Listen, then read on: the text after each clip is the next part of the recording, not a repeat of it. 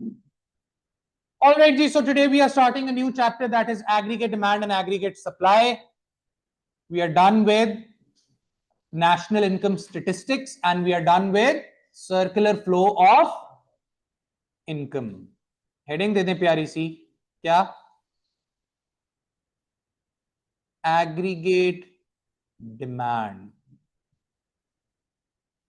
Aggregate means what? Total. Aggregate is total. Yes. So यही चीज aggregate expenditure भी है. Yes. Exactly the same. It is the total demand of all the goods and services. वो एक product की demand थी, एक market demand थी, ये पूरे मुल्क की डिमांड है. अभी देखें, it is the total demand of all the goods and services at different price levels in a given period of time.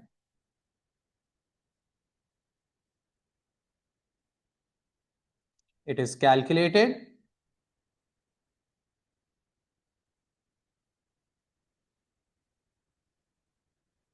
to the aggregate expenditure by all sectors in the economy.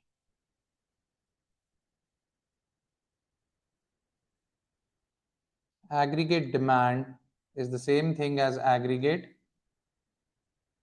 expenditure, which is C plus, बोलो जी, बोलो C plus x minus m. चलें जी, क्या मसला है भाई, ये क्यों नहीं ज्वाइन कर पा रहा? आ जाए जी आगे. स्पीड बढ़ाएं. मार्केट डिमांड जो आपने पढ़ी है, ठीक है, वो सॉर्ट ऑफ एन एस्टिमेशन है. The price consumers were willing and able to pay. ये एक्चुअल रियल टाइम जो हो चुकी है उसको हम देखते हैं एग्रीगेट डिमांड क्या है. जो एग्रीगेट एक्सपेंडिचर हो चुका है, which is already done, which is already spent, ये वो है. ठीक है, वो तो एक किस्म की प्रिडिक्शन थी, बात समझ रहे हैं, एस्टिमेशन थी. ये है जो एक्चुअली हो चुका है. जल्दी करें, स्पीड बढ़ाएं. हो गया, आ जाएं जी. एक सबसे बड़ी गलती जो जितने मैंने स्क्रिप्ट्स देखे हैं सब में एक बहुत बड़े अच्छे अच्छे बच्चे बहुत बड़ा मसला करते हैं. What is that? कि अगर आपने एक्सेस कंफ्यूज किए, एक मार्केट के माइक्रो का डिमांड सप्लाई का और मैक्रो के डिमांड सप्लाई का अंडा है, सीधा अंडा एग्जामिनर दे रहा है आपको. यहां पे क्या आती थी पहले? प्राइस. अब यहां क्या आएगा? Average price level. एवरेज बेहतर है, लिख लें एवरेज प्राइस लेवल. यहां पे आएगा रियल जीडीपी, रियल आउटपुट भी कह सकते हैं, रियल इनकम भी कह सकते हैं, लेकिन हम रियल जीडीपी कहा करें. रियल का यहां पे होना जरूरी है क्योंकि ये रियल इनकम और रियल जीडीपी. आई बात समझ में? यहां पे अगर आपने क्वांटिटी लिख दिया मैक्रो के ग्राफ में, you will get no marks for the graph. ऊपर प्राइस लिख दिया, वहां पे अगर माइक्रो का ग्राफ बन रहा है, कंज्यूमर सरप्लस, प्रोड्यूसर सरप्लस वगैरह दिखा रहे हैं, इलास्टिसिटी की कोई बात हो रही है, और वहां एवरेज प्राइस लेवल और रियल जीडीपी लिख दिया, अगेन अंडा. Aggregate demand is downward sloping. इस तरह कर्व भी बन सकता है, एंड इफ यू वांट तो आप स्ट्रेट लाइन भी बना सकते हैं, doesn't matter.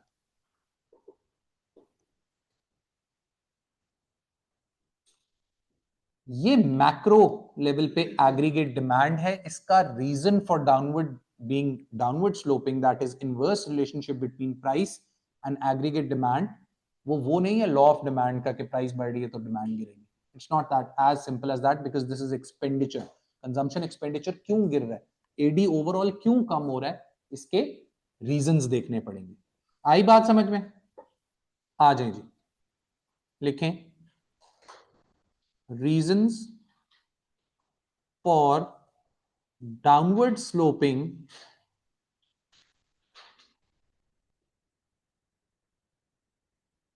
AD.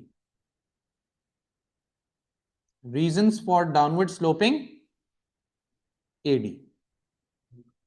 Number one, the wealth effect.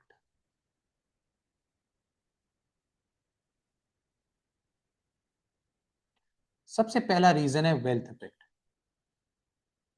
As price levels rise, होता क्या है, जब प्राइस लेवल्स बढ़ेंगे, as price levels rise, real value of wealth को क्या होगा, falls, leading to fall in consumption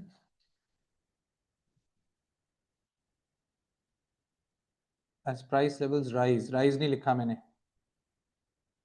as price levels rise real value of wealth falls leading to fall in consumption and even investment।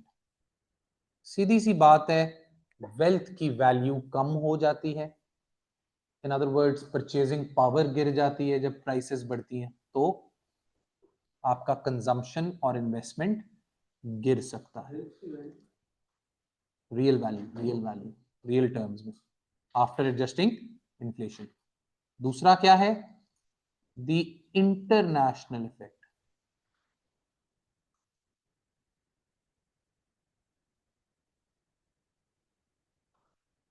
What is the international effect? yes, as price levels rise, as price levels rise, export prices increase। गोरे को अब हमारी चीजें महंगी लग रही है, and in relative terms prices कम तो नहीं होती, लेकिन रिलेटिवली जब डोमेस्टिक ऑल्टो, लोकल ऑल्टो महंगी हो जाएगी तो जापानीज ऑल्टो उसके मुकाबले में सस्ती लगना है। In relative terms import prices fall. this would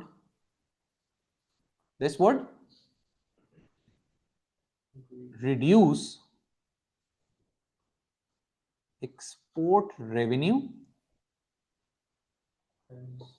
and increase import expenditure, leading to a fall in AD। ये बात समझ आई है? प्राइसेस बढ़ेंगी, हमारी चीजें गोरे को महंगी लगेंगी, गोरा हमारी चीजें कम खरीदेगा। व्हेन ही हमारी एक्सपोर्ट्स गिरेंगी, C plus I plus G plus X minus M। Exports बढ़ रही है, माइनस एक्सपोर्ट्स गिर रही है, माइनस M बढ़ रहा है, एडी को ओवरऑल क्या होगा, AD falls. That is why क्या हो रहा है, जब प्राइस लेवल्स बढ़ते हैं तो ओवरऑल एडी गिरता है। Does this make sense? ये बात समझ आई? ये हम रीजंस देख रहे हैं कि अगर price levels rise from P1 to P2, why does AD falls. नहीं नहीं, बनाना नहीं है, बनाने की जरूरत नहीं, बस आप समझ लें इसको। तीसरा रीजन है, ये आपके पे ग्रेड से ऊपर है, कर्व भी बना सकते हैं, स्ट्रेट लाइन भी बना सकते हैं। बाय द वे, एडी की इलास्टिसिटी क्या होगी, elastic, inelastic, unitary?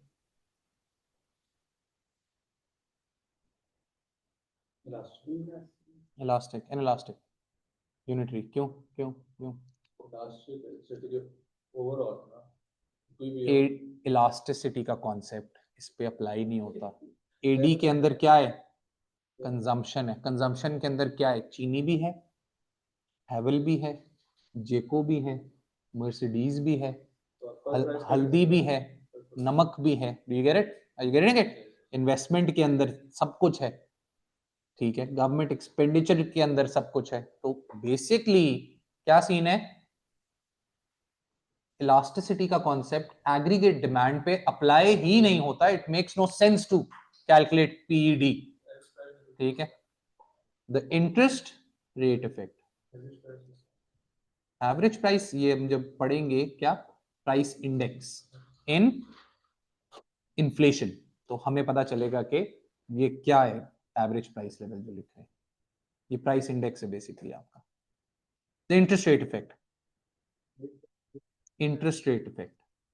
As price levels rise, private households and firms borrow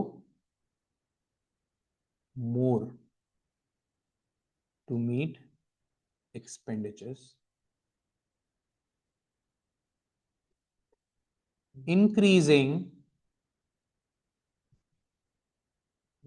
the demand for borrowing.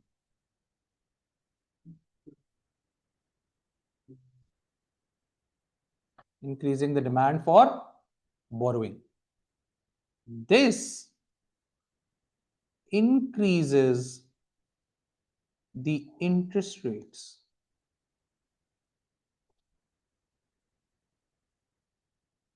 This increases the interest rates, which further leads to fall in investment and consumption. This decrease in consumption and investment reduces aggregate demand. बात को समझें.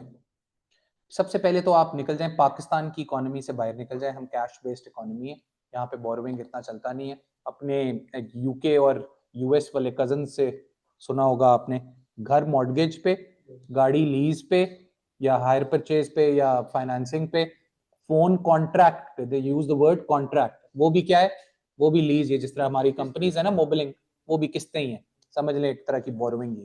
Credit card पे grocery, credit card पे सारे foreign trips, समझ रहे हैं. जब प्राइस लेवल्स बढ़ रहे हैं, they need to borrow more. When they borrow more, everyone is going to the banks and asking for loans. Interest rate automatically, interest rate is the cost of borrowing. Interest rates start to rise. When interest rates rise, in turn they reduce investment and consumption, which reduces aggregate demand. हाँ, वो अलग चीज है. ठीक है. Do we understand this? बात समझ आई. AD downward sloping क्यों है, क्यों उसका इनवर्स रिलेशनशिप है, इन 3 रीजंस की वजह से. छोड़ दें, ये लें, ये देखें, यू गेट इट. बात समझ आई, ये बना लें. ठीक है. वरना आप हल्का सा यूनिटरी शेप बना लें, दोनों चलेगा. आपसे ये नहीं पूछेगा इसकी शेप ऐसी क्यों, उसकी टेंशन आप ना लें. आ जाए जी.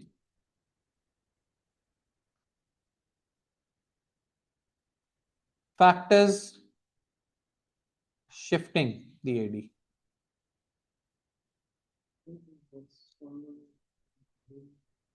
बस, factors shifting the aggregate demand. Remember, this is the sum, a total of consumption expenditure, investment expenditure, government expenditure and net exports.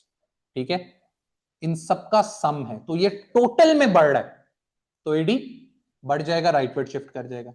और ये टोटल में गिर रहा है तो एडी लेफ्टवर्ड शिफ्ट कर जाएगा. देख लेते हैं, छोटा सा बना लें.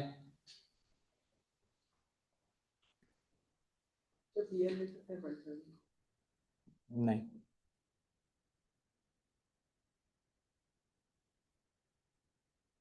अगर बढ़ जाता है तो there will be a rightward shift in AD. If AD falls, it will lead to a leftward shift in AD. This is a rightward shift and this is a leftward shift. अब आ जाएं वो factors क्या हैं जो AD को बढ़ाते हैं या गिराते हैं. अगेन बात को समझ लें, हो सकता है एवरीथिंग इज फॉलिंग, ये देखें बात को समझें, हो सकता है कंजम्पशन भी गिर रही हो, इन्वेस्टमेंट भी गिर रही हो, गवर्नमेंट एक्सपेंडिचर भी गिर रहा हो, इंपोर्ट्स भी बढ़ रही हो, लेकिन एक्सपोर्ट्स इन बढ़ रही हो और बहुत ज्यादा से बढ़ रही हूं, और इन सबको ऑफसेट कर रही हूं, तो ओवरऑल एडी बढ़ जाएगा। So it depends on the total, खाली एक्सपोर्ट्स नहीं, depends on the net effect के क्या है। अगर सारे ही बढ़ रहे हैं फिर तो बढ़ेगा ही definitely. Do you get it? तो ये एडिशन है इन सबकी, तो नेट इफेक्ट पे डिपेंड करेगा कि क्या हो रहा है। Do we understand this?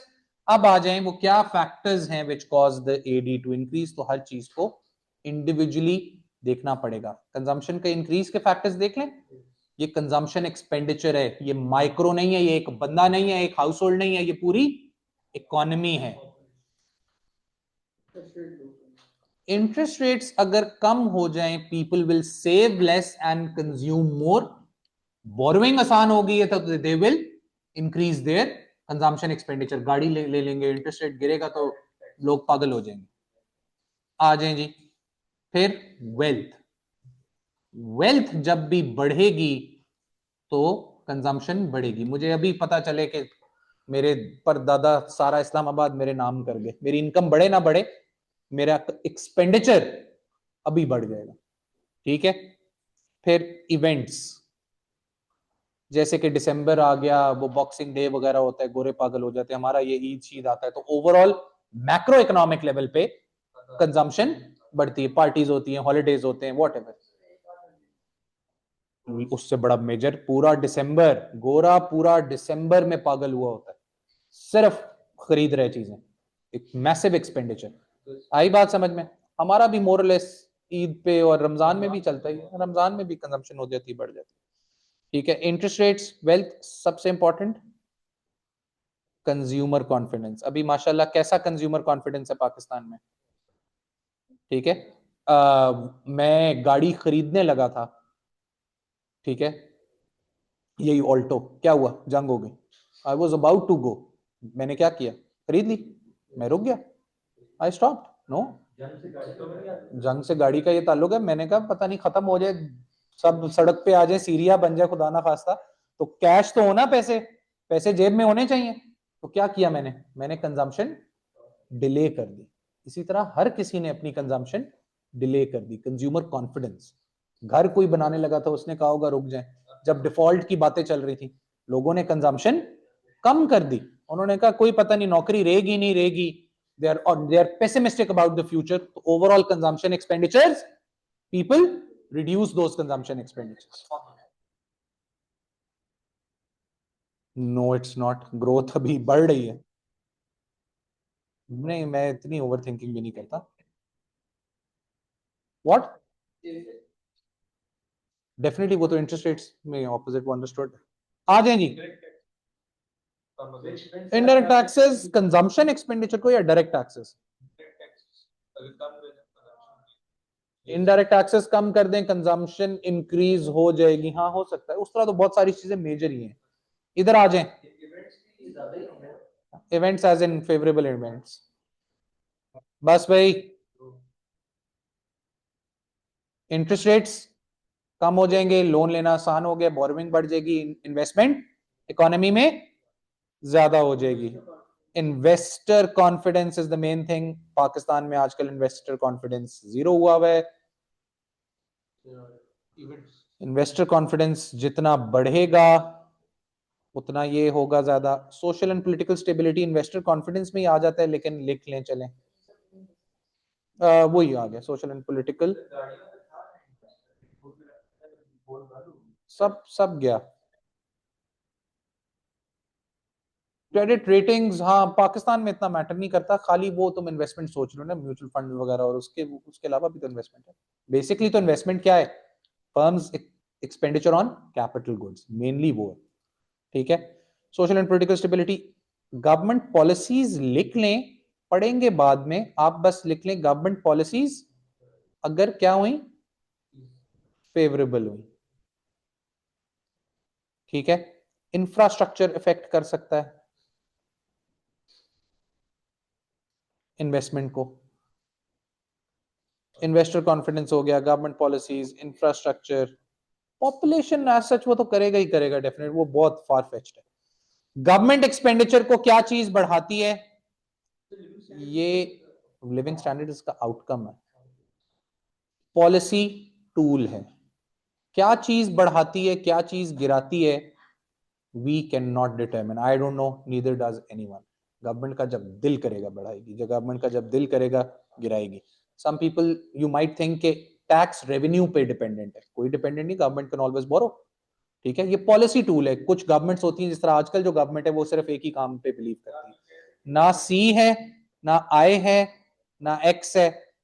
वो सिर्फ आजकल क्या चल रहा है पाकिस्तान में, सिर्फ गवर्नमेंट एक्सपेंडिचर चल रहा है, अंडरपास फ्लाईओवर चल रहा है। ठीक है, कोई गवर्नमेंट आएगी वो हो सकता है रोक ले। तो ये पॉलिसी टूल है, इसका जब दिल चाहेगा गिराएगा, जब दिल चाहेंगे बढ़ाएंगे। जी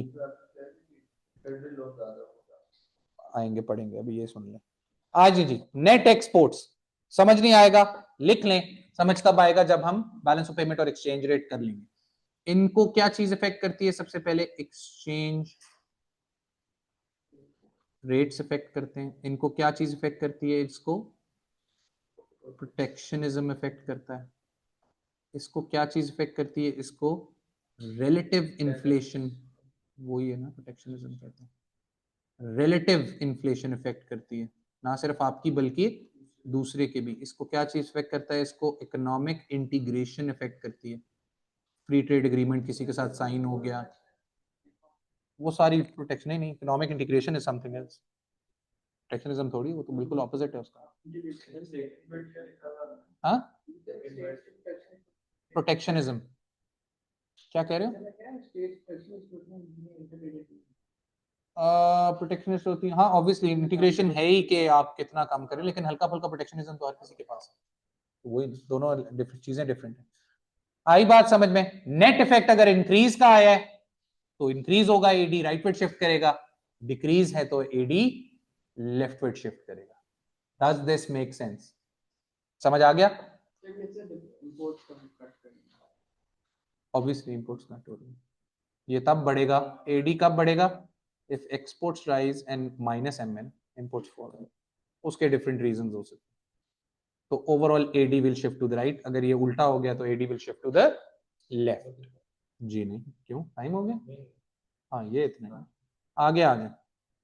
9:15 तक होती है क्लास, 15 मिनट रहते हैं। सबसे ज्यादा टॉपिक्स, इन्फ्लेशन हॉट टॉपिक है, पॉलिसीज हॉट टॉपिक है, माइक्रो में आ जाए पीडीवाईडीज, एक्सीडी, पीपीसी हॉट टॉपिक है, goods and services hot topic है। मतलब माइक्रो में बहुत माइन्यूट डिटेल, ज्यादातर तो होते हैं। फिर माइक्रो की पॉलिसीज, टैक्सेस, सब्सिडीज, पीमिन, पीमैक्स, पॉलिसीज के साथ मिला के टाइप्स ऑफ गुड्स देता है। चलें आ जाए,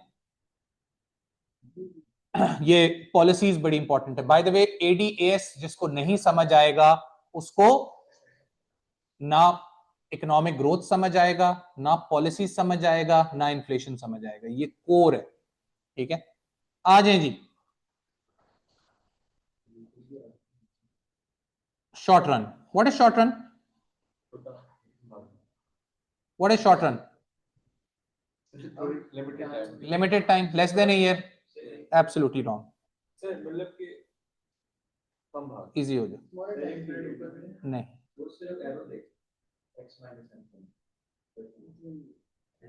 a time period in which all factors of production cannot be changed,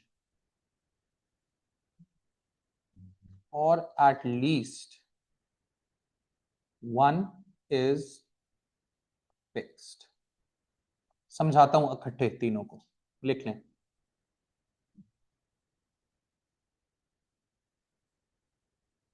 Long run, a time period in which all factors of production can be changed,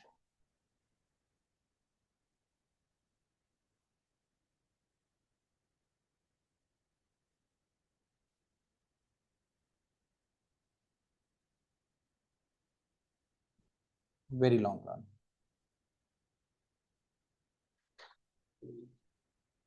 A time period in which, along with all factors of production,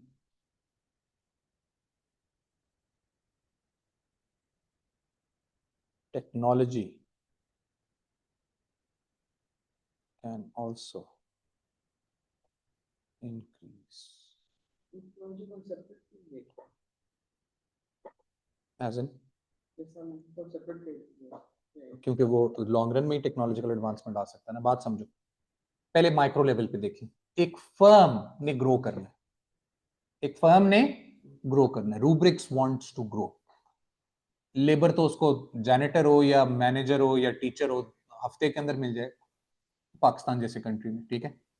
capital एक और floor ले ले, एक ऊपर बना ले, एक कमरा बना ले, ठीक है, 2 months 3 months, ठीक है। लैंड हो गया, कैपिटल हो गया। एंटरप्राइज, लेट सपोज इनको नया पार्टनर ढूंढने में 8 months लग जाता है। तो हम कह सकते हैं कि 8 months तक रूब्रिक्स का क्या है, शॉर्ट रन चल रहा है, और उसके बाद इसका लॉन्ग रन शुरू हो गया। टाइम पीरियड जिसमें सारे फैक्टर्स ऑफ प्रोडक्शन चेंज हो सकते हैं वो लॉन्ग रन है, और वो टाइम पीरियड जिसमें सारे फैक्टर्स ऑफ प्रोडक्शन चेंज नहीं हो सकते वो शॉर्ट रन है। Now this varies from firm to firm. हो सकता है किसी एक फर्म का 8 महीने बाद लॉन्ग रन शुरू हो जाए, किसी एक फर्म का 8 साल बाद लॉन्ग रन आए, किसी एक फर्म का 800 साल बाद, ज्यादा हो गया, ठीक है। Do we understand this? What part? जब भी वो टाइम पीरियड जिसमें वो सारे फैक्टर्स ऑफ प्रोडक्शन बदले, लैंड, लेबर, कैपिटल, एंटरप्राइज, वहां से उसका लॉन्ग रन शुरू हो जाए। किसी फर्म का, हाँ हाँ, शॉर्ट रन तक फिक्स्ड है, फिर उसके बाद लॉन्ग रन शुरू, एटलीस्ट वन इज फिक्स्ड ना। Do we understand this? अब इसको मैक्रो पे ले आए। एक इकोनॉमी अगर अपने सारे फैक्टर्स ऑफ प्रोडक्शन बढ़ा सकती है, लैंड, लेबर, कैपिटल, एंटरप्राइज, वहां से उसका लॉन्ग रन शुरू हो जाता है। जहां वो नहीं बढ़ा सकती, एक टारगेट रेट नहीं मीट कर सकती, वहां तक उसका शॉर्ट रन है। कनाडा अभी भी शॉर्टफॉल है लेबर का, लेकिन अब उन्होंने इमिग्रेशन भी बंद कर दी। क्यों? क्योंकि all of those people ended up in only 2 to 3 cities, जबकि middle of Canada and the upper parts, northern parts, वहां कोई नहीं गया, सारे टोरंटो और वैंकूवर चले गए। वहां पे इतनी ज्यादा इन्फ्लेशन हो गई, रियल एस्टेट इतना ज्यादा महंगा हो गया कि रहने के काबिल नहीं है, लोग सड़कों पे सो रहे हैं, ठीक है। आई बात समझ में? तो टारगेट तो उनका पूरा नहीं हुआ, this it can be said they are still in the short run. बात समझ आई? तो ये एक सब्जेक्टिव कॉन्सेप्ट है कि वो टाइम पीरियड जिसमें सारे फैक्टर्स ऑफ प्रोडक्शन चेंज किए जा सकते हैं, वहां से लॉन्ग रन शुरू हो जाता है। जब सारे नहीं किए जा सकते, वहां तक शॉर्ट रन है। और सारे फैक्टर्स ऑफ प्रोडक्शन के साथ साथ जब आप टेक्नोलॉजी भी बढ़ा सकते हैं, it is called very long run. अब ये सब्जेक्टिव है, हो सकता है किसी इकोनॉमी का हम कहते हैं कि शॉर्ट रन और लॉन्ग रन जो है 6 साल बाद आए, किसी का 60 साल बाद आए, ठीक है। पाकिस्तान के पास अभी भी बहुत ज्यादा अनयूज्ड रिसोर्सेज और हमने उनको पूरी तरह फुली एक्सप्लॉइट नहीं किया, तो कहा जा सकता है we are still in the short run, we are not able to utilize all the resources and we are not able to increase those resources and we are not able to tap technological advancement। 3 हो गए, चौथा जब होगा उसके बाद long run शुरू होगा। समझ रहे? अगर एक भी नहीं बढ़ा सके, बाकी 3 बढ़ा दिए, still in the short run. समझ आई बात की? इसको आसान करने के लिए इकोनॉमिस्ट क्या कहते हैं, साल से नीचे शॉर्ट रन है, साल के बाद लॉन्ग रन है, या फिर ये कहते हैं कि शॉर्ट पीरियड ऑफ टाइम है short run and long period of time is long run. लेकिन इसका कोर कॉन्सेप्ट जो है वो ये। Do we understand this? आ गया। हर इकोनॉमिक्स में शॉर्ट रन लॉन्ग रन का ये कॉन्सेप्ट। अब आप हेडिंग दे दें,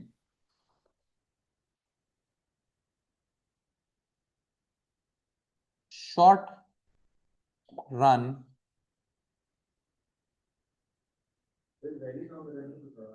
बता दिए जब टेक्नोलॉजी भी साथ साथ बढ़ जाए। Short run aggregate supply, SRAS, demand बस हो गया। वापस आएंगे ना, इक्विलिब्रियम आएगा, अभी तो शुरू भी नहीं हुआ। एडी समझ आ गया ना, एग्रीगेट डिमांड क्या है, सी प्लस आई प्लस जी प्लस एक्स माइनस एम, ये समझ आ गया नीचे क्यों जाता है, इन तीन रीजंस की वजह से ये समझ आ गया, इसमें शिफ्ट्स क्यों आते हैं, दैट्स इट। क्या डोंट नो, पढ़ें। It is the total supply of all the goods and services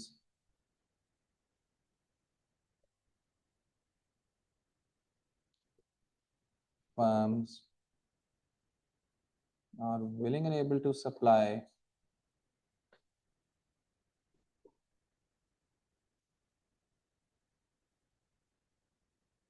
at different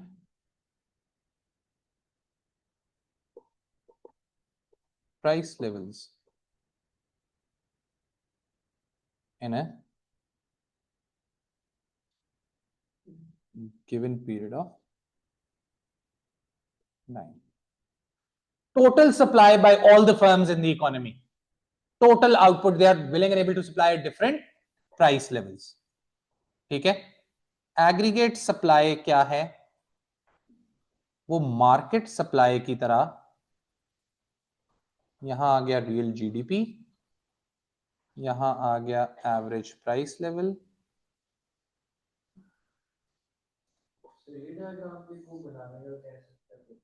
भाईजान ये बनाना ही बनाना है, ये कोर है, सबसे मेजर चीज है।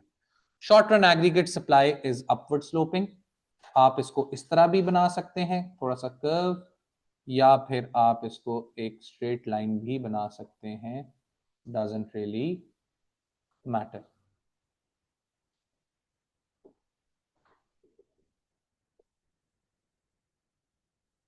अब इसके भी रीजन वो नहीं है कि ये लॉ ऑफ सप्लाई के प्राइस बढ़ती है, firms are willing and able to supply more, इसके भी रीजंस डिफरेंट है।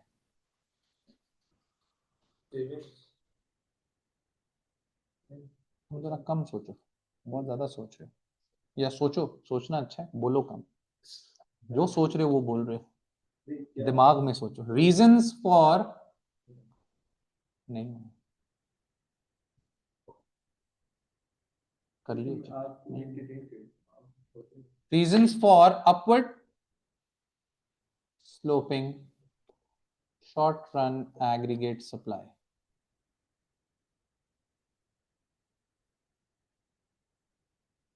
नंबर वन, हाँ जी, क्या रीजन है अभी, पहला रीजन है द कॉस्ट इफेक्ट, ऊपर हो रही है ना, प्राइस लेवल्स बढ़ रहे हैं, क्या हो रहा है, एग्रीगेट सप्लाई मुल्क में बढ़ रही है, समझ आई बात की।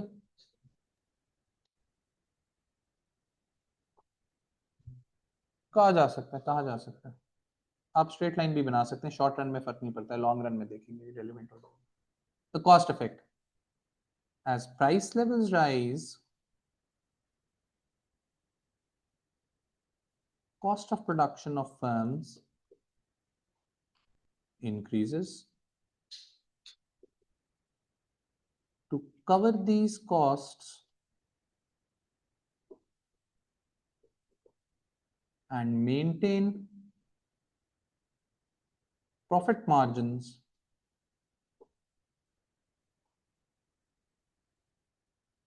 firms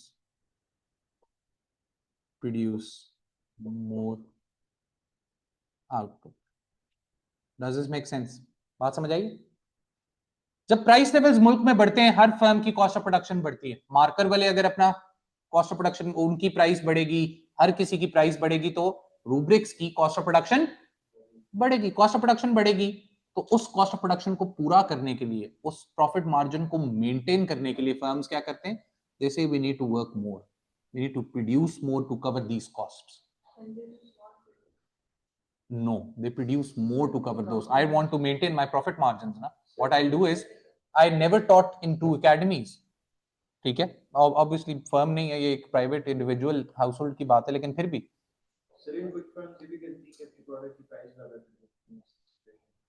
हाँ, तो वो उसी से कॉस्ट ऑफ प्रोडक्शन बढ़ रही है ना। वो गलत है या नहीं है, वो तो है प्राइसेस, फर्म्स प्राइसेस ज्यादा करते।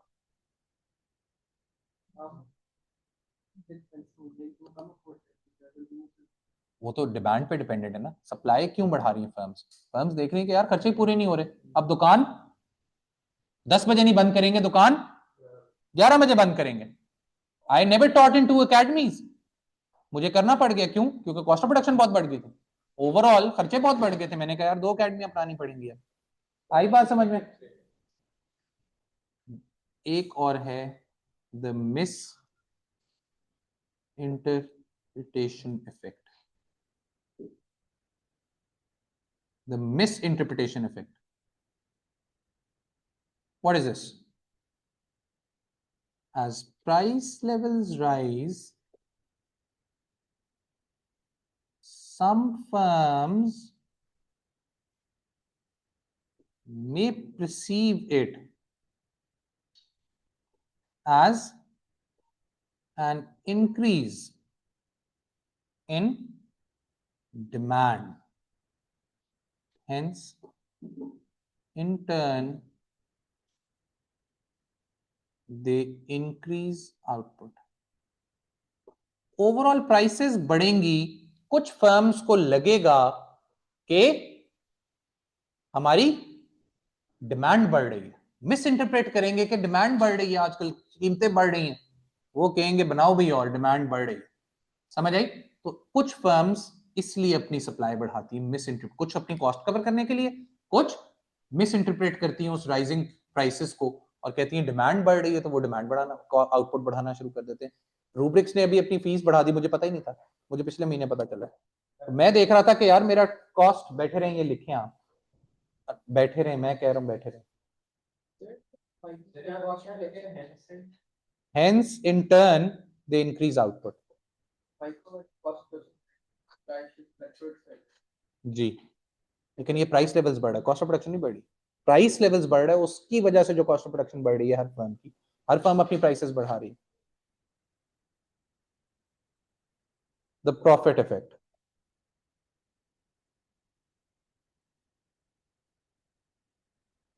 as price levels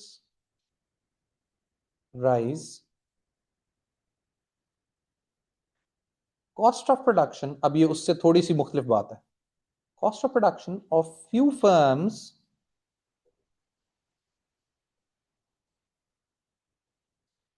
may not rise, increasing their profits, increasing their profits. This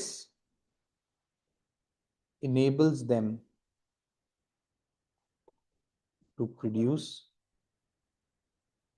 more. वो हो सकता है इन प्रॉफिट्स को रिटेन करें, इनको री इन्वेस्ट करें, and they are able to produce more. तीन किस्म की, डिफरेंट किस्म की समझ लें फर्म्स है, तीन रीजंस हैं जब प्राइस लेवल्स बढ़ रहे हैं कि सप्लाई क्यों बढ़ रही है। पहला रीजन क्या है? कॉस्ट ऑफ प्रोडक्शन पूरी करने के लिए कुछ फर्म्स कहते हैं अब ज्यादा खोलनी पड़ेगी दुकान, कुछ फर्म्स समझती हैं कि हमारी प्राइस, हमारी डिमांड बढ़ रही है, हम ज्यादा प्रोड्यूस करेंगे। कुछ फर्म्स का प्रॉफिट कॉस्ट ऑफ प्रोडक्शन उस लेवल से नहीं बढ़ी, जिस तरह वो प्राइसेस बढ़ती हैं या डॉलर ऊपर जाता है तो वो टमाटर महंगे करके बैठ जाता है। भाई तुम्हारा क्या ताल्लुक है टमाटर से? वो कहते देखे ना जी, टमाटर भी तो डॉलर किधर चला गया। Do we get it? तो कॉस्ट ऑफ प्रोडक्शन उनकी उस लेवल से तरह से नहीं बढ़ी, they are earning more, they are earning more profit, and when they are earning more profit, they are able to reinvest it, they are able to increase their capacity, तो output उन firms की इस वजह से बढ़ती है। तो these are the three major reasons why